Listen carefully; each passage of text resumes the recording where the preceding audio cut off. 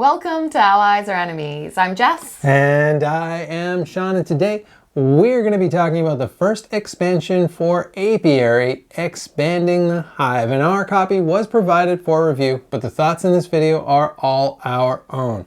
And Apiary, Expanding the Hive, like the base game, is designed by Connie Vogelman. And we're not going to be talking here about the how to play of the game. For any of that, please check out our review of Apiary, and you're going to find a link to that both above on one of these sides and also in the description. And the first expansion really is a more stuff expansion, but it does help tweak some of the maybe like weaker strategies a little bit. So we're going to be going through all of that stuff bit by bit. Let's go.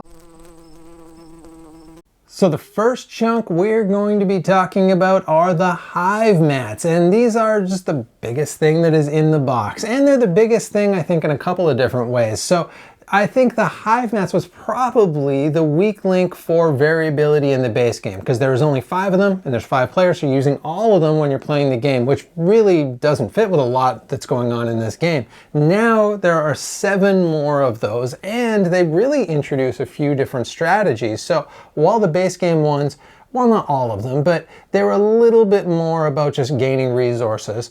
Here, you've got ones that are about the carvings or the frames or doing conversions or just a bunch of different mechanics in the game. And they feel quite a bit different, and they look very different too. Yeah, they are different shapes, and I really like, there's something, even though functionally they don't necessarily do anything differently by having the different shapes, I do like having the different shapes, and that is definitely what made us choose the first ones we picked the first time we played the expansion. Yeah, I really do. I also like the one that's kind of shaped like a bird as well. There are some interesting different shapes, and that helps because it helps to build around the frames, which are another one of the key components. Also included are 15 new frames, and these fully replace the original frames. So the original frames, you're able to get new seed cards.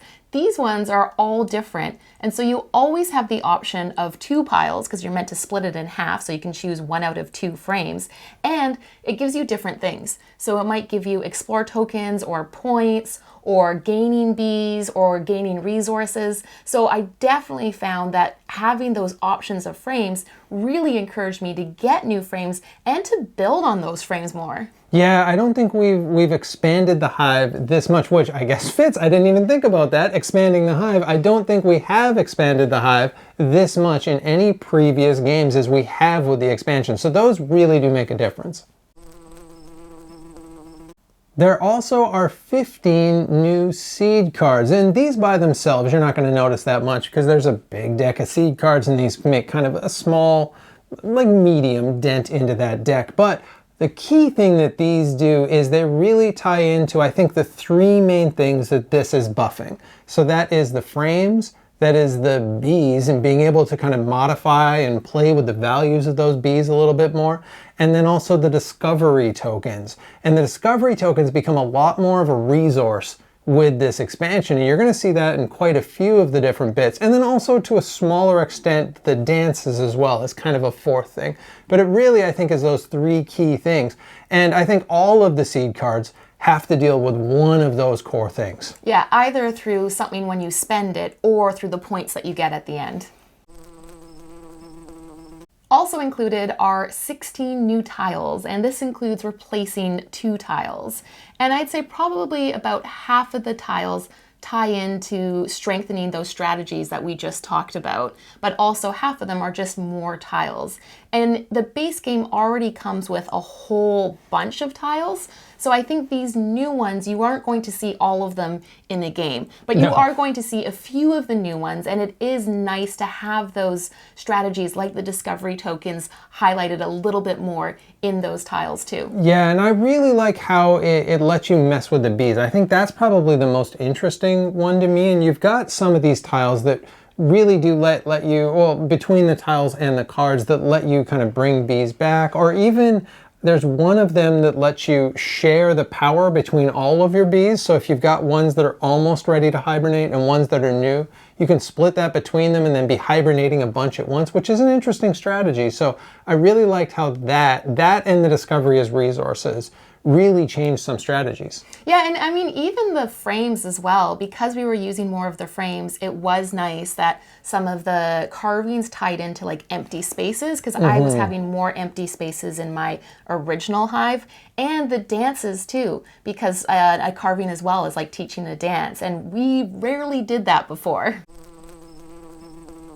And speaking of the dances, there are 3 new dance tiles and 6 new dance tokens. And the interesting thing with the new dances, well, first of all, we actually use the dances now. We used to barely ever use them unless they specifically tied into one of our seed card goals. But now we use them quite a bit more, and the big reason for that is instead of having all of where you put your tokens either before or after the equation, so it's like what you spend to get the thing or the thing you get, now you put one before and one after. So you're choosing, I will spend this in order to get this.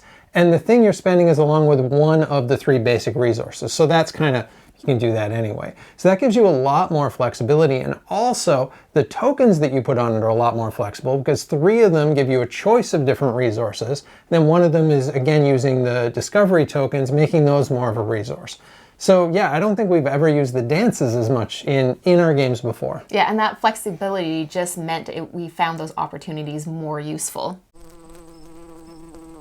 Finally, there are a few other little things. There's one new faction, and that has to do with frames, and there are 2 replacement factions, but out of a faction pile of 20, adding 1 more doesn't make a huge difference. There is also a rule book that combines everything, and I really like it when companies do that because it's so tricky sometimes, especially when it's integrated, to have to constantly refer to like 2 different rule books. Yeah, we've got some games where it just looks crazy. We've got like 6 different rule books out on the table, so I always appreciate that. And then finally is the box. And I really appreciated this because it kind of makes you get rid of this. Like, you have to recycle this box. I'm one of those people who, if it's a beautiful box, I gotta hold on to it. So we got all these boxes in a closet in our hallway that we never will need because they're expansion boxes and I can't bring myself to throw them away. So I like this, making me chuck out this box, and also because it's using the least amount of stuff that it can use. And so I just appreciate that environmentally too. So overall, this expansion is just adding a lot more things. So if you didn't like Apiary, I don't think this expansion is going to change your mind.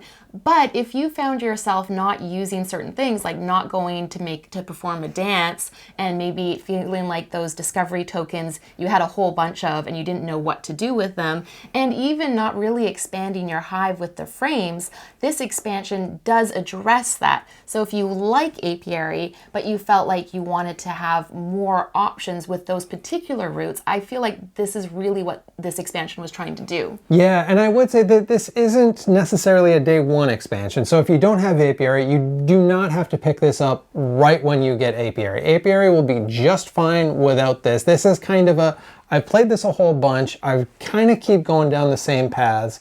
What are some ways that I can change up those paths a bit? I think for me, the thing that was most interesting was the hive mats, and as well as the frames. I think those were probably my 1 and 2. And the hive mats, because we had played this game, I don't know, 12, 15 times, and I had used all of the hive mats and I'd used them all a few times, and so I really like that. That added a little bit of a spark to it. But those frames especially, because they were kind of boring before. They all did the exact same thing. I really like that those do a mix of things. Yeah, the frames are great. And for me, I just never went to do conversions and dances. So I really felt like a big chunk of that board just wasn't getting used. And now I am using that space more.